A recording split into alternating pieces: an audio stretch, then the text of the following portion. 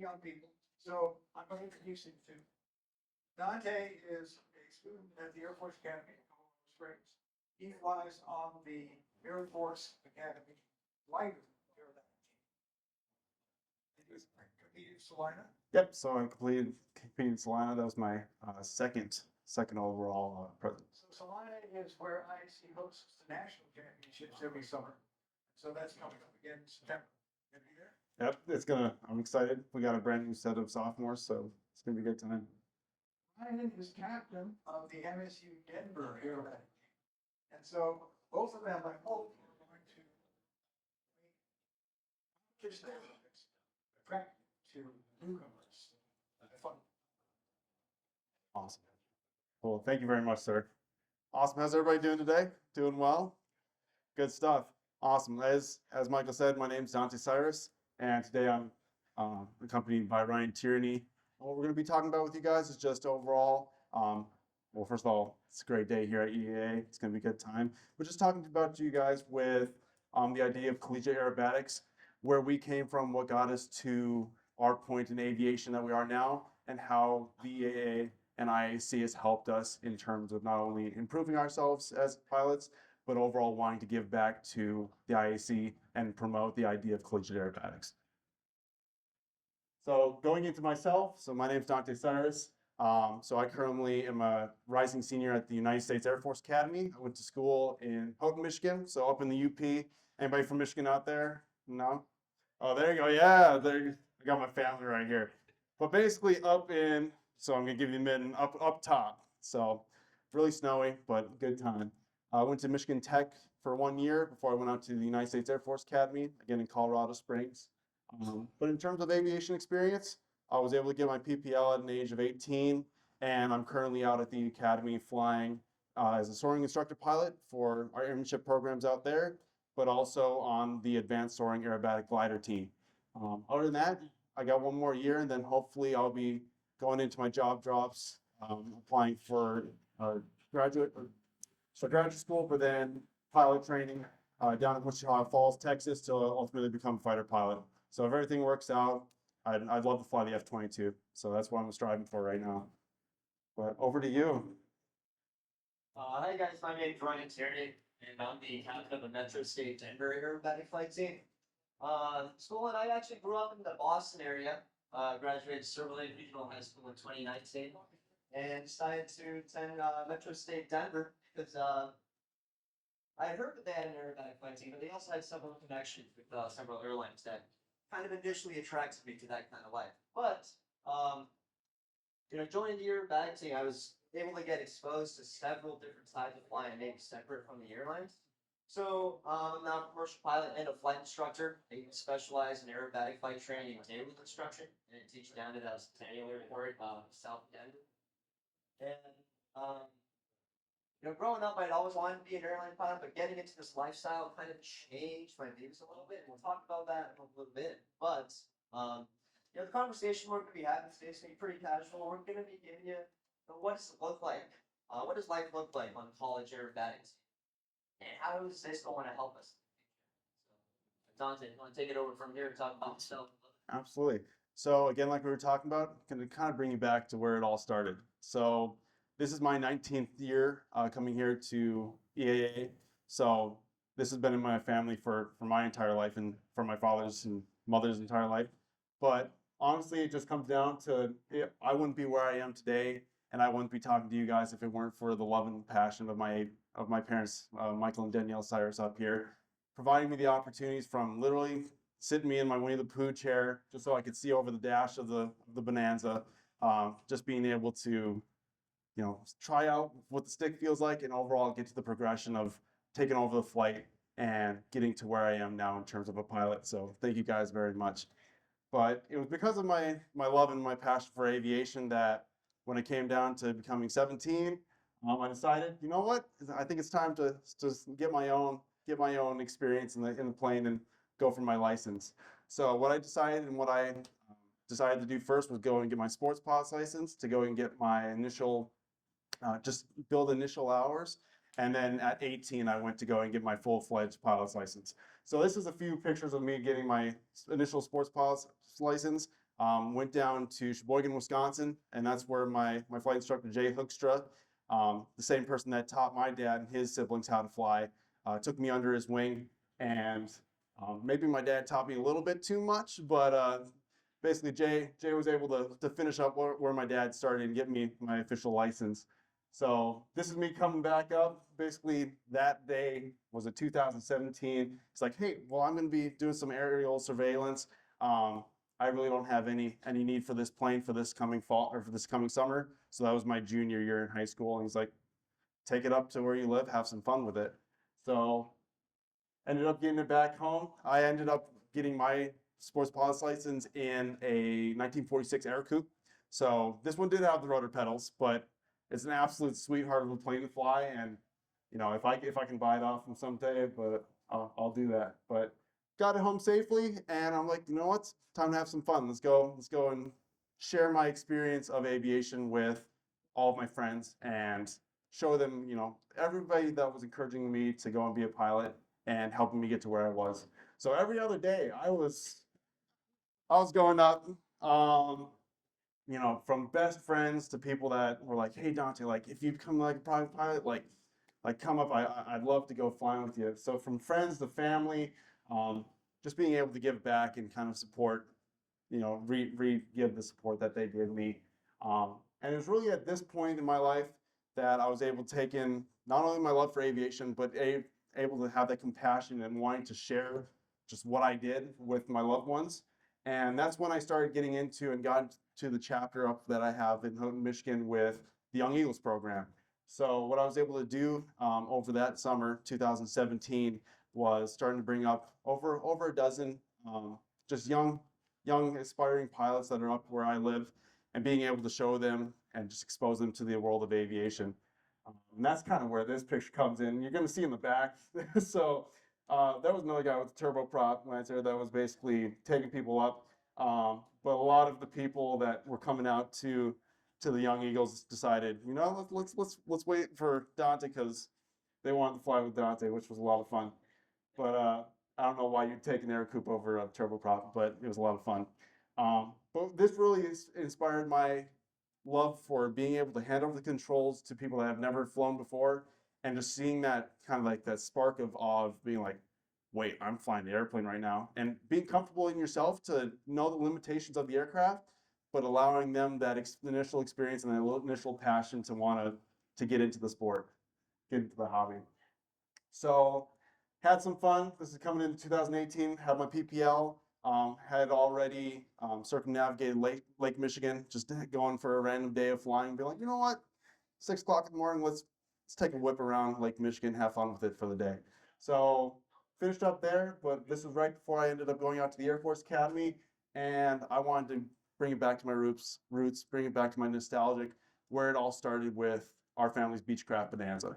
So before I ended up getting out to the academy, basically told my dad, hey, is there any way that I can now, get those last few flights in just to make sure I'm good to go with the Bonanza? Because by this point, he had been letting me radios, pre-flight checks, takeoff, cruise, switching over to Minneapolis Center, heading down to Sheboygan like we normally did to go see my grandmother. And it just came down to kind of building that confidence in myself to being like, hey, let's go up and try it myself. So literally the day that I decided to go up and do it, it doesn't really show by the weather, but it was insanely cloudy, and we had to go get the annual done on it, or it was an inspection, IFR check.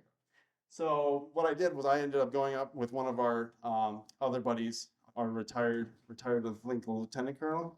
But he was in the Marines. But basically what we did is we flew IFR in this down to Rhinelander, and basically got it checked out, good to go. And then when we got back, Joe Mazzini, his name was, he's like, hey, you ready to try this out? And I'm like, and like just thinking about like, I've flown in this plane for so long, like my entire life, and I'm now about to do it myself. And getting up in it and making sure I got it done before I left. But it was an awesome moment. So after that, I ended up going in the fall or the summer of 2019. I was accepted into the class of 2023 for the Air Force Academy. And right when you get there, start off basic cadet training. I'll show you a few pictures, but it was a grind. It was a lot of fun, but getting into it, just getting through it because I knew that once I got through basic cadet training and was accepted into the cadet wing, that I had a plethora of airmanship opportunities that I could aspire for once I got through my first year there. So this is me getting pinned on. So I got my initial rank overall at the academy, started it up. But by doing well in my first year at the academy, I was then able to get into the airmanship programs the coming spring or summer 2020. And one of that really drew me to it was the gliders. So I'd had experience within the from the powered side, but I'm like, you know what? Like, I'm curious if there's a difference. So I ended up going into the Airmanship 251.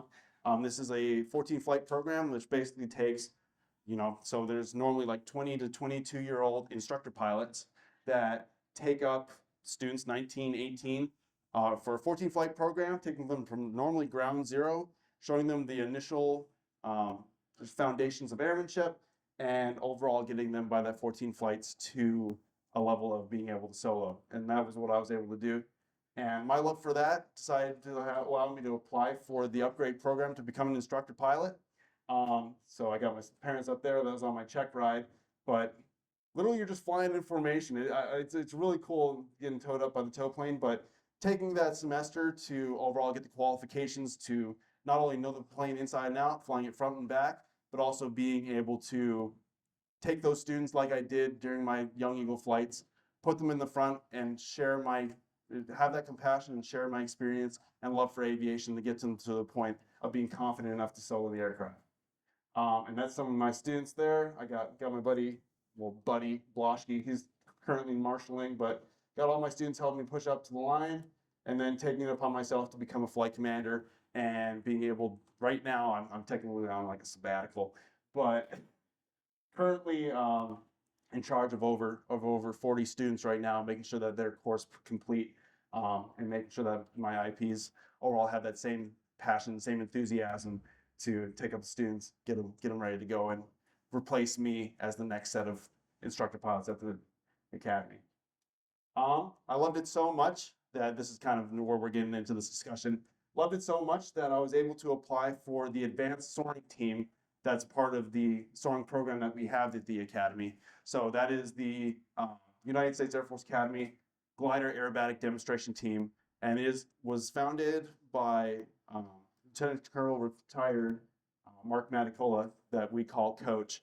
And basically what his idea is on top of an instructor pilot perspective, those that, live, breathe, die, love, sleep aviation, being able to give them that extra opportunity to do even more at the airfield, and with that have extra privileges and responsibilities. So he has two teams. There's the sailplane racing team, which does cross-country flights, but then there's the aerobatic demonstration team. And we are connected to the IAC in terms of competing at IAC competitions, from nationals, Tequila Cup. We even had the National Glider Aerobatics competition down in Marana, Arizona. But what we do is overall taking the plane that we fly as instructors and bringing it to its limits. So positive 7 minus 5 Gs, unusual attitudes, understanding the plane inside and out, and being able to take that, what we do, and bring it back and make the entire IP crew, the fleet, better. So it's been a lot of fun, and I've been on it for a year now.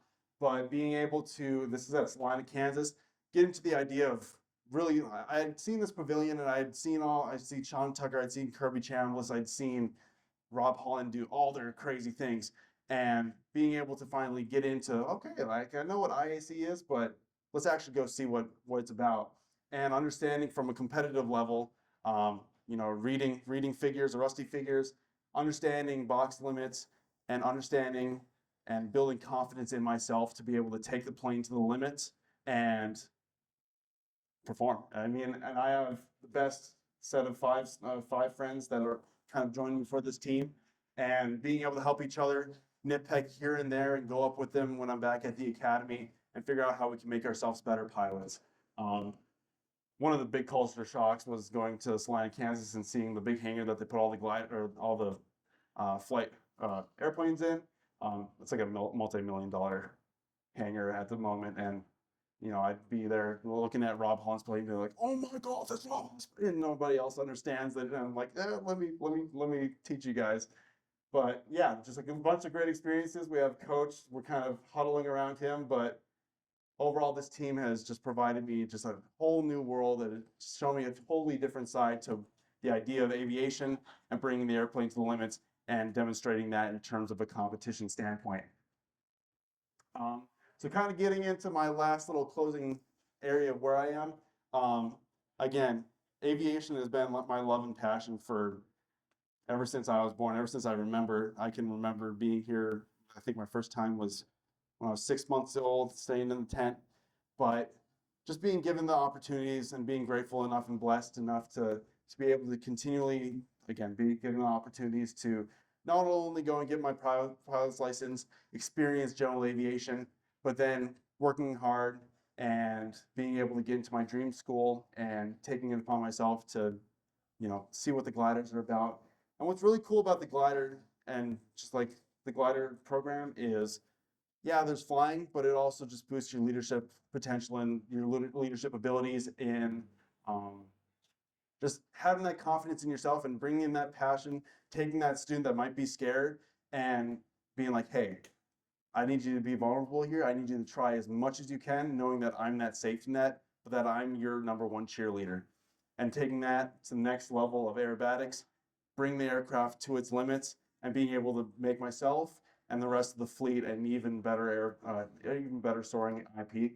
And that's kind of translating into taking this experience on the aerobatics, the collegiate aerobatics and the IAC and what it's provided me into my future careers as a fighter pilot and being able to be more confident with the aircraft, but also being able to take what I learned and what I know and helping the rest of my pilot training class be able to succeed and be a better Air Force for it.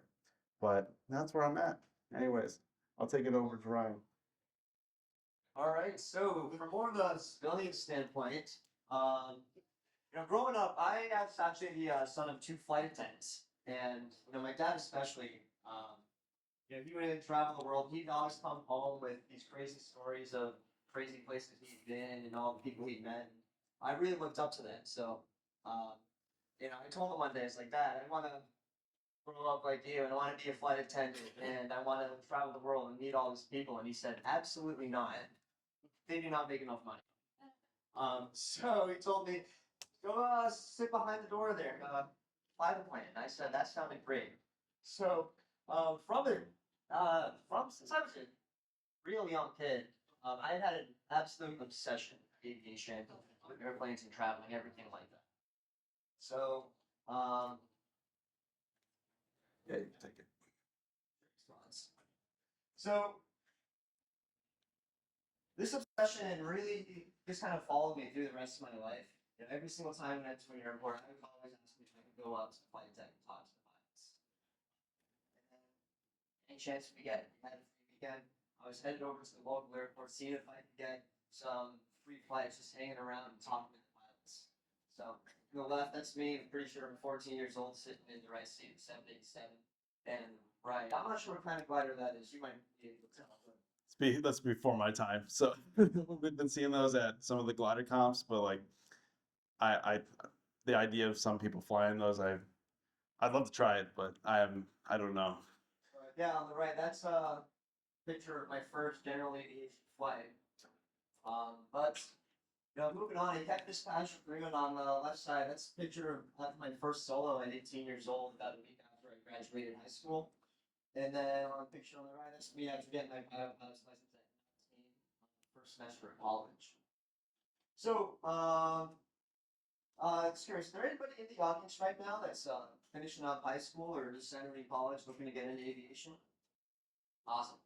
So my path there is I'm going to struggle in figuring out what school I want to choose. At this point in my life, I kind of decided I'm going to go be an airline pilot, travel the world like my dad. So I searched around the country looking for schools that were affordable, had good flight programs, and would be able to set me up for success in an interesting way. So I ultimately chose the Metropolitan State University in Denver because they did have those connections. It was a really affordable school.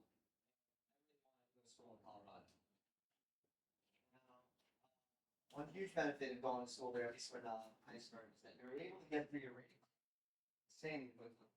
So I started my private training when I was 17 and I finished it halfway through my first semester of college. And after getting my private, just kind of like Dante did, is I wanted to fly as much as I could. So I was always taking up my friends, always taking up my family. I actually took a bonanza from Denver to Boston back to go see my friends. But for you guys that are in college and trying to get those ratings, trying to build your time, it's really just a race to get as many hours as you can. However, as a college kid, especially if you're paying for these times with loans, or it's a struggle to try to build that time without breaking the bank too much. So everyone's always trying to find creative ways to get that time, whether it's splitting cross country with friends or anything like that, joining flight teams. What I found is that the MSU Denver had an aerobatic flight team that's been doing pretty well. So for you guys that aren't too familiar with it, there are several aerobatic flight teams in the country. We have a couple of friends from the University of North Dakota sitting out there. But pretty much what we do is it's a growing sport. Collegiate aerobatics isn't necessarily as popular as sport like precision flight is, but our goal of talking to you guys here is seeing if we can maybe spread this word and show you guys what being on a college aerobatic team looks like, or how to form one if you wanted to. So, MSU Denver Aerobatic Flight Team is coached by the wonderful Dak Martressa up here. If you guys were giving me a presentation earlier, she gave a great presentation on aerobatics and spin, all that stuff. One of the smartest aerobatic pilots in the world, in my opinion.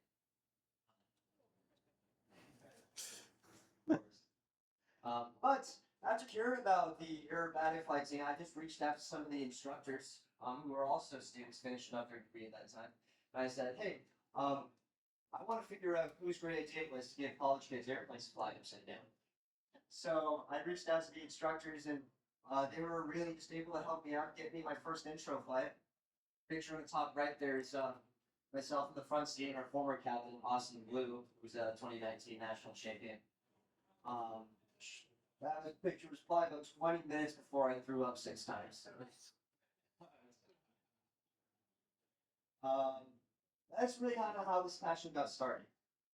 So, picture on the left is after her first contest, and kind of a little different from the Air Force team is that MSU Denver team, we fly hour rather than flyers. So a few of us will fly decathlons. We have an extreme decathlon. We fly and super decathlon. A few of us fly fixes, and some of us have been lucky enough to have some plays in that extra energy as well. But pretty much what life looks like as we're on the team here. Come back to that in a second. Is we'll go around the state, go around the country as a team to several different contests. And what we're doing is kind of have to, if you guys aren't familiar with the IAC, especially for you, is that we'll go around as a team to contests and we'll fly aerobatic figures, aerobatic sequences, and we're getting scored contests. It's kind of like a combination of stunt flying and figure skating. You have to try to make that sequence look as precise as possible with flight. You look, judges will give you the score, and whoever's got the highest score will win that flight. Now, collegiately, we're not only just competing against other schools, but we're competing against other pilots as well. The team will head out to a contest, and we're competing against other maybe airline pilots, fighter pilots, agricultural pilots. It really is one of the best networking experiences out there. Getting exposure to a whole bunch of different sides of aviation that not a lot of people get to be too familiar with. So, after my first year on the team, I decided this is something I really wanted to get into. So I decided to pursue the ratings a little more and end up getting my commercial pilot's license actually in our extreme decathlon. And just, at that point, I decided this is something that I wanted to keep doing. So,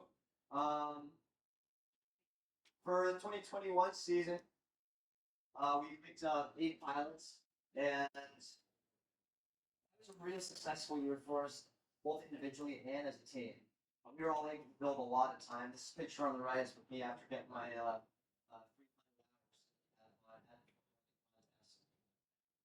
But we have MSU team sitting there. Most of them were in red shirts. If you guys want to raise your hand. Bro. So we have 8 of us hopscotch. Nice. And we were fortunate enough to have the school cover the expenses of the strip and just try to have their goal in setting us to be able to spread the word on this sport. So the 2021 team, we were fortunate enough to win the collegiate national championship for having several really successful contests. And then after that national champion, or after the season, I was able to get my CFI also in a super decathlon. And since then, I've just been pursuing this lifestyle. What I specialize in flight instructor is tail wheel and aerobatic flight instruction. And I spend a lot of my helping out, trying to improve our aerobatic pilots on the team, and just people that are looking to get into aerobatics in general. So,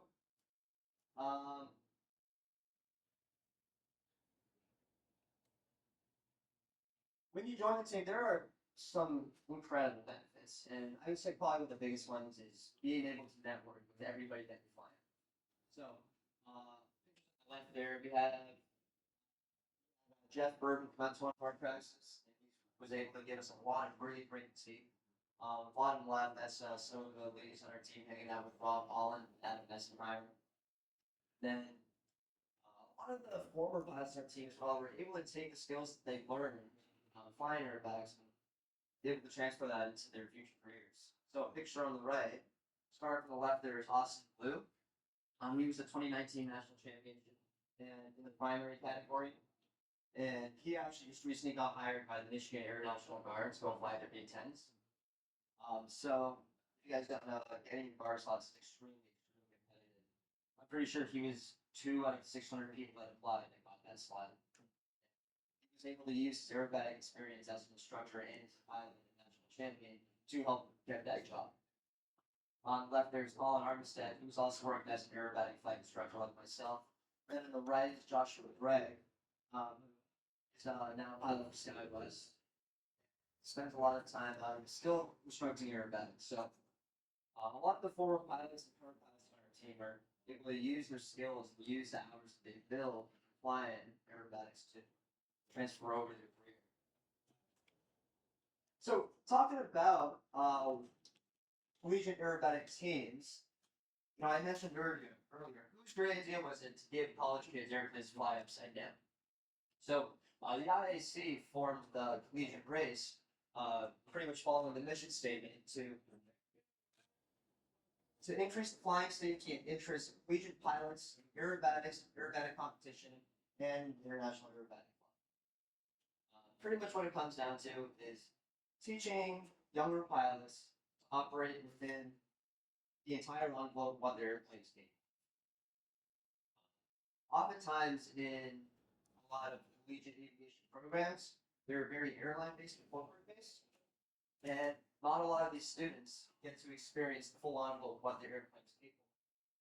Whereas us, on the other hand, are really able to develop these skills and be really, really comfortable with how to operate the airplane conditions or in a very safe environment, but being able to understand what your airplane is capable of. So there are a lot of misconceptions when it comes to forming aerobatic teams or how do you do aerobatics in college, but it's really pretty simple. There are actually 2 awards that you can compete for as a collegiate aerobatic pilot. And you can compete for the team championship and individual championship. So there are several schools out there that are forming aerobatic teams. This year, for the first time, Middle Georgia University is forming an aerobatic team. We're hoping that they can grow as well. But to have an aerobatic team as a college, you need to have a minimum of 3 pilots competing in 3 contests. And the way that it's scored is at the end of the season or end of the calendar year.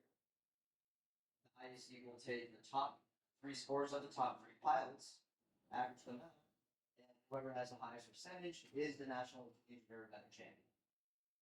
However, a lot of students that are maybe interested in aerobatics can't find enough people that are wanting to join a team or wanting to form a team.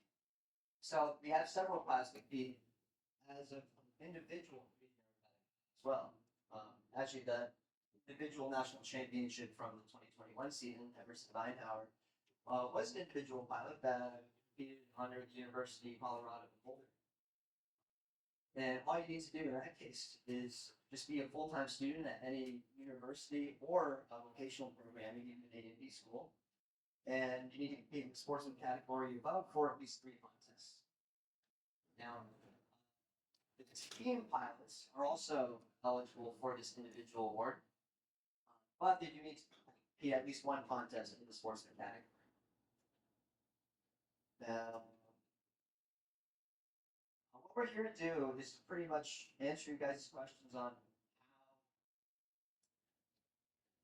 what life, we're going to answer your questions on pretty much anything you guys had, what college kids do, whether they're non-aerobatic teams or competing in aerobatics, how that might differ from the individual pilots competing in the IAC part from it. Yeah, and Ryan, I'll probably speak on behalf of you. Although we're talking about IAC in terms of a more collegiate standpoint, well, first of all, just showing us 2 different ways that you can get involved, or just the idea of IAC on a collegiate level, and overall us working on not only through our teams but with ourselves and with IAC to overall want to promote for other aviation-based universities this idea and spread the word of just the overall benefits of the idea of aerobatics within a collegiate team. But what I wanted to talk about is from a more expansive standpoint, in terms of just pilots in general, and I think I can talk with Ryan on this one, is, in terms of aviation, I've learned from IAC and learned from being an aerobatic pilot, learned from being an instructor pilot for the gliders, is the idea of, never stop learning as a pilot. There's going to be times when, I can fly my Cessna now, I can do a cross country or something like that. And that's awesome. But what I've learned from all my experiences is to be a good pilot, you're never going to stop learning. So in terms of, and that's where we come into IAC and aerobatics, but finding that portion or finding that region of aviation that you haven't heard, that you haven't tried yet. Oh, I've only flown tricycle gear. Go find an area that you can go get your tail wheel. Oh, I think that, I've never landed on water before. Going to try and find that seaplane base and getting that experience. I want to know the airplane to the full extent of its limitations, figuring out a way that you can get involved in terms of aerobatics and getting that plane and getting yourself uncomfortable, because it's by keeping yourself getting yourself uncomfortable or going outside that comfort zone and finding new aspects of aviation that overall are going to tie together to make you a better pilot. So that's from a collegiate level, but also from a just overall expansive, never stop learning as an aviator and finding that new aspect that you haven't tried out and, going after it, because that's going to make you a better pilot in more ways than one than you would have expected. And that's what I've learned so far. And that's what I'm going to keep going on. I believe that's what Ryan's going to keep going on and doing in our aviation careers. So it's really cool. So yeah, I wanted to mention one more thing. So in the past since I've been competing, there's pretty much been always a real close race between Metro State, Air Force Academy, and University of North Dakota for that collegiate national championship. So we actually wanted to bring up Dakota Gillis so she could talk a little bit about the UNT Aerobatic program. There we go.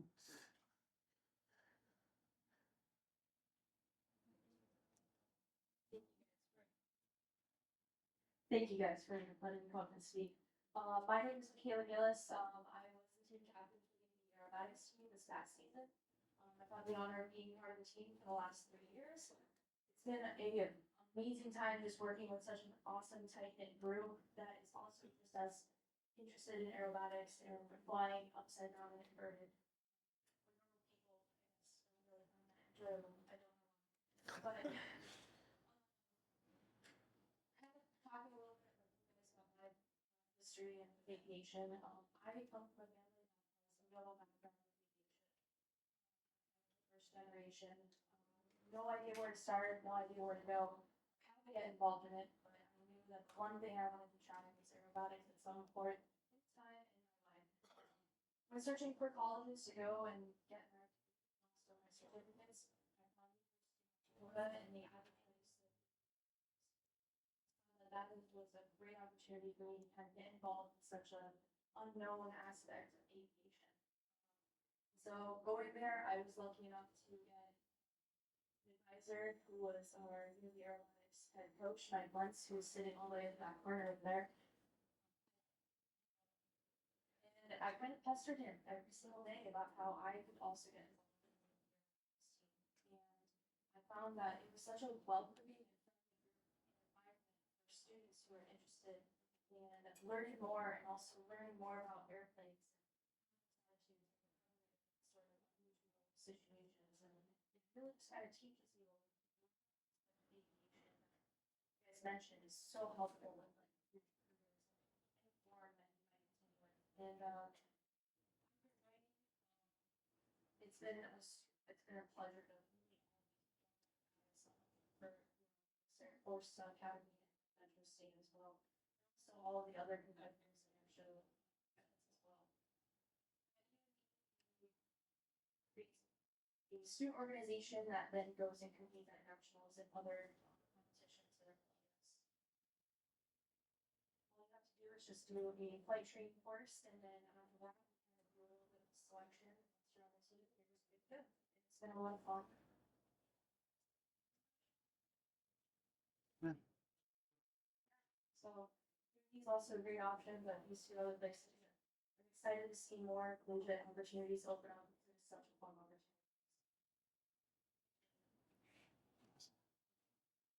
Well, yeah, before we take you guys' questions, kind of wanted to talk about how much this has done for me. Well, I'm 21 years old and I've got about 800 hours at this point. And I can't say how lucky I've been to, in my opinion, have the best job in the world as an aerobatic flight instructor and awesome people and it's fly airplanes upside down all day. So, do you have any statements before we take questions? I mean, that's no, you're saying it well. I mean, honestly, just again, continue to learn and IAC and the overall pushing for the aerobatics, not only on a collegiate level, but just going out there, find yourself a decathlon, finding somebody with a pits, or just going to a school and being like, hey, I need to see what this feels like. I need to try this out so that if I were to ever get into this abnormal situation, that I'm fully confident in myself to be able to take care of the plane and get it on the ground safely. But other than that, yeah, no, I'm kind of excited if you guys want to open it up for questions. We're all ears. Yeah, no, it's been a fun time getting to compete with these guys and looking forward to another season coming up here in the fall. It's going to be a fun time.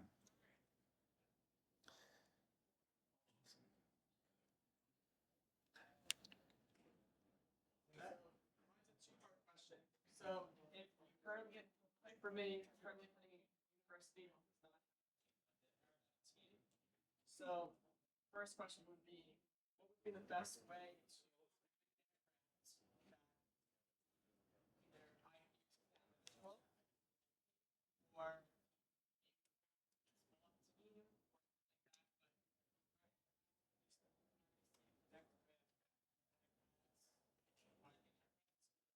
Yeah, so the IAC is able to connect you with flight schools and pilots that are flight and willing to give you aerobatic flight. So if you're able to get in touch with those pilots, talk to them and say, hey, I want to fly platform sort of bond or deal with them. Use their plane to compete in several contests. That's all you need to do for to be an individual competitor. And if you find 3 of your friends at your university and then look to do the same thing, that's all you guys need to do to make a team. I just feel like my school, they have to be an official team. So for IAC rules, just 3 individuals from that school, and then you guys are eligible for the Collegiate Team National Championship. How does meeting in aerobatics, how does that put into your schedule? You're probably missing Thursday, Friday,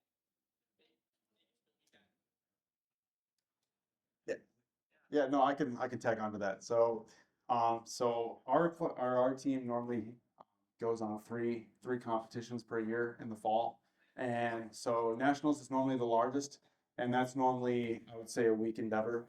But like you were saying, some of the smaller, so Tequila Cup, and then over in Moran for the National Gliders Comp, we'll find ourselves there for, like you're saying, that Thursday, Friday, Saturday, and then heading out Sunday evening. So in terms of additional work, I mean, like it's fun work. It's a fun opportunity, but it does like there is like 7 to 10 days that that thing doesn't get any flight. I love it. But you can overall a lot, I'd say, depending on how many conferences you want to go to, from 6 to 10 days of school days that you can be on. Go to, I apologize, like, school, with like stop up. But is your university cater to those days? Yeah, so I can talk a little bit about that. So at UND, our seen as the D1 sports of our aviation department. Right. But for us, we also try to do about 3 competitions, including nationals, which is like a week-long event, which can be kind of hard if that is during the fall semester for us. But our school and our teachers understand that this is a really good opportunity for us, so they kind of excuse and kind of understand that we can take that time away from classes in order to actually develop our skills, also spend the time for future opportunity as well. As for practices and stuff like that, so team comes together for practice. We do those on the weekends or during the summer when we have maybe a little bit different of a school schedule.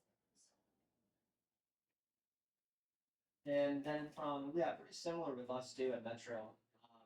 So our professors and the university is really good about letting us attend these contests because they know it really is a good opportunity. So we'll often take, for each contest, we'll take about half a week off, the second half of the week off of classes, and they're all excused absences.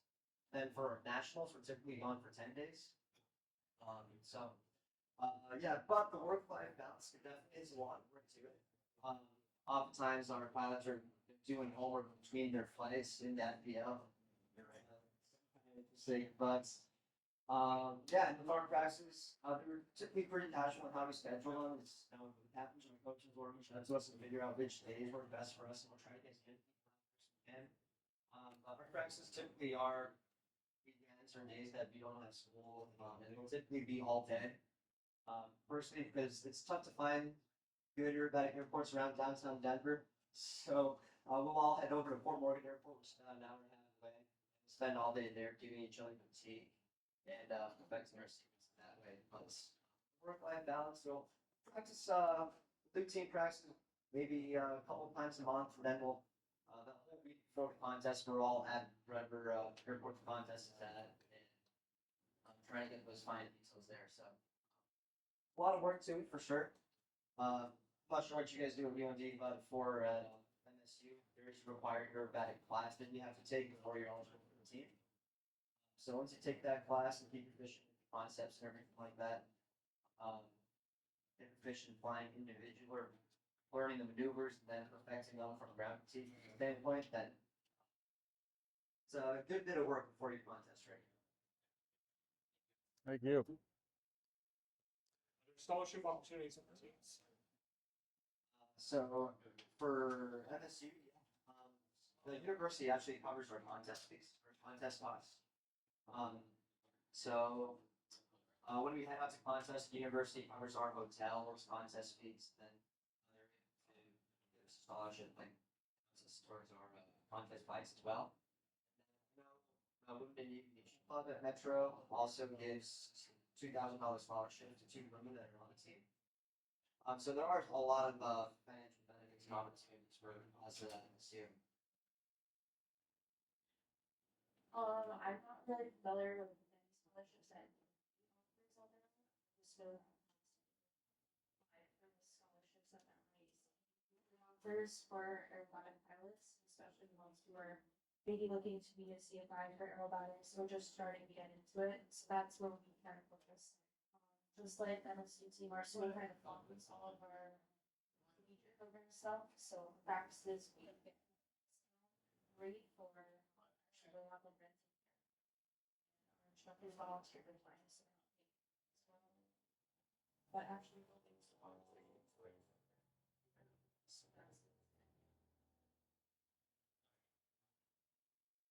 And actually something else connected to that too, a lot of our pilots are able to get scholarships because their aerobatic experience makes them a lot more competitive for those many aviation scholarships or any scholarship in general because they have that unique experience. So we've had several pilots get scholarships over real competitive scholarships because of that. Thank you. Thanks for the presentation. Yeah, thank you.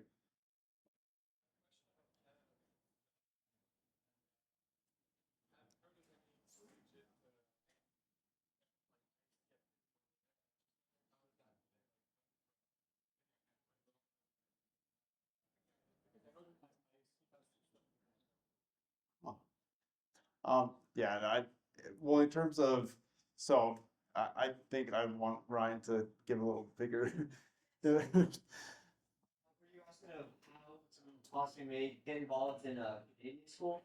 Well,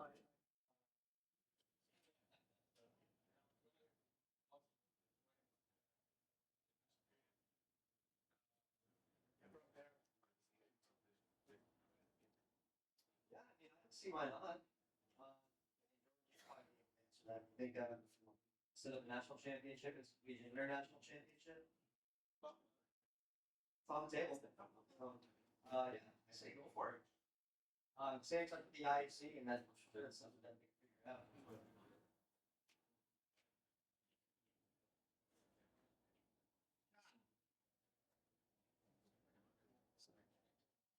Question, you know, that doesn't mean collegiate. You guys are flying out of Colorado. So say you're practicing with high density altitude and you go on a slider. It's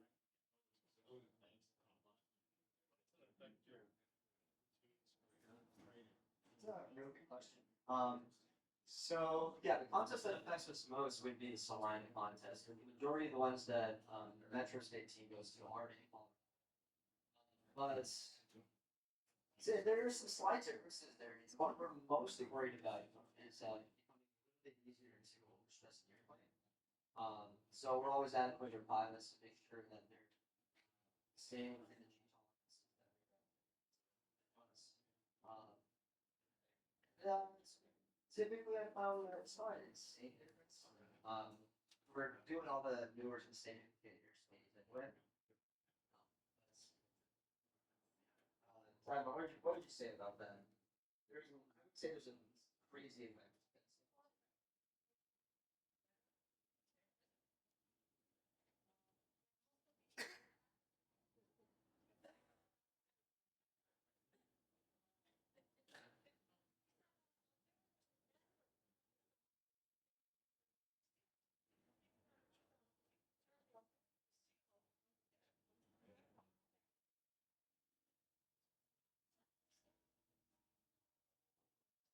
Yeah, so I actually, because I got championship last year, which disqualified my second flight, and that actually possibly did have an effect. Is that I'm not 100% sure. Not 100% sure, but yeah, that lower density altitude could have affected warming.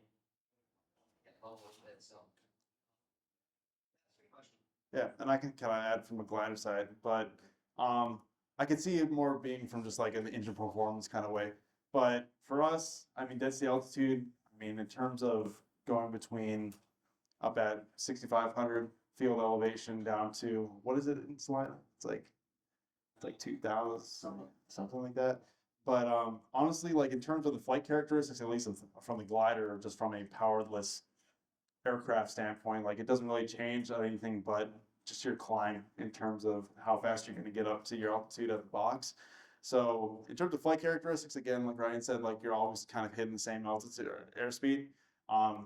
And in terms of like a density altitude standpoint, it doesn't affect it too much in terms of your flight characteristics, other than an engine performance, just getting up and like that. The biggest factor, at least that's effect on us, is when it's 90 degrees at a 5,000 foot elevation field, we're trying to get 10 pilots in for flights in a Superman 1, and it'll take it about half an hour to get to our. That's the main effects for me. You got to make sure you, especially at like the academy. So when we're taking off, like it can get up. So we can't take off above 10,000 feet. That's the altitude.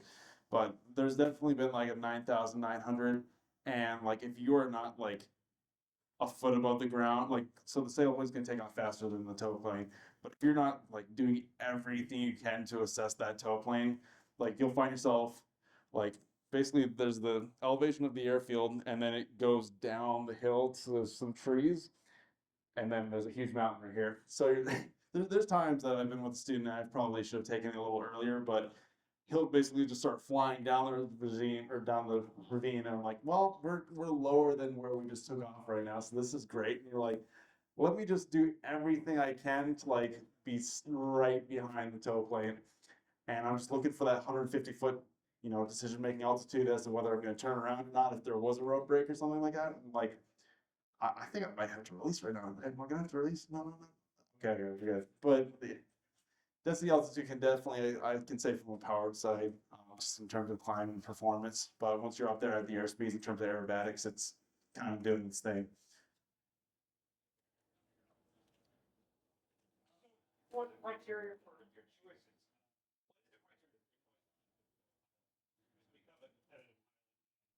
What's the success rate? Love to become a pilot. So you asking, oh, so as in like how do we choose? So this year for this year was interesting because it was the first time that we had a lot of demand for the team and we're not so sure we could take it. So this first year we actually we actually held our team tryouts. All the class that were interested in joining the team came out and practiced individually, and everybody was learning the primary sequence. And then June 25th, everybody came out and got to fly when they were practicing in front of judges. But what it ended up working is that a lot of people go do their first time flights. They found that they didn't necessarily want to, or they necessarily didn't, or they struggled with flying a little bit. So wanted to practice for those tryouts. We actually were certain people that decided they didn't want to do it. So it worked out. The amount of people that were trying out were the amount of people that we were staying. So how do you guys do team selection? So at UND, in order to qualify to be on the team, you have to take 7 to 8 lesson aerobatic course. Once you're completed with that,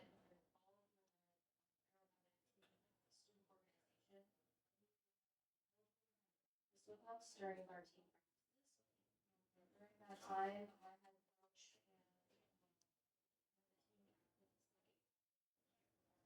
coach and students, and we kind of just help improve and get everyone to the goal that they want to be at. When competition season comes up, Mike really takes his time to kind of pick out the competitors that would support our team back here. And so usually we pick around 5 to 6 students, and then we have a couple on standby just in case someone can't make it to a competition or if we're able to take 2 or 3 more, we can take 1 even with us. But we do have a primary set of 5 that we compete with us for all 3 of our. And they're still able to find us during practices and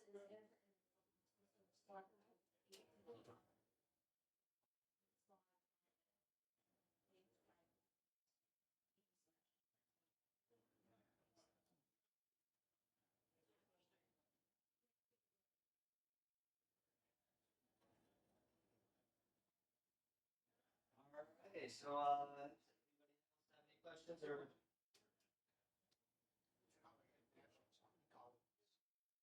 Let the other forces show up. How would you show up? It's a little different every year. This last one we had teams and individually. Last few years there's been 3. This year there's going to be at least 4. And hopefully in the future we just get more and more teams involved. So Colorado, these guys are from Dakota.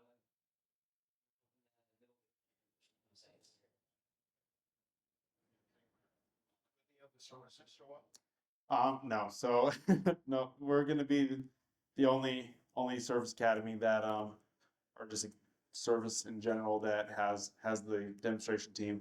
But yeah, and right now we're the only ones that are also in glider aerobatics. So we're like we're the only collegiate team aerobatics wise. So normally what we'll do is we'll compete against not only ourselves but also a lot of individual competitors that come in with their gliders.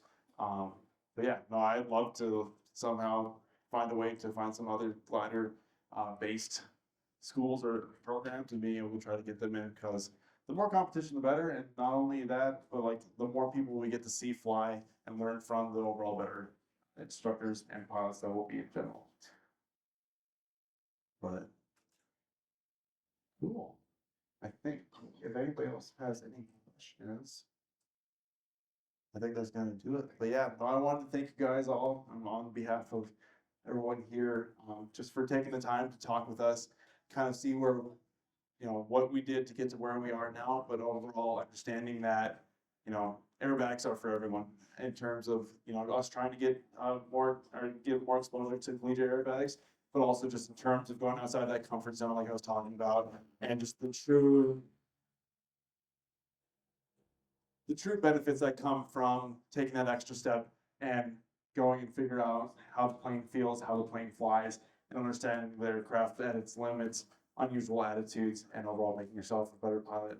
But I wanted to thank you guys again. It's been an honor. Again, 19 years being here and being able to kind of give back and talking here at the pavilion, literally right outside the show center. It's really a humbling and awesome experience to be here with you guys. But yeah, thank you guys very much.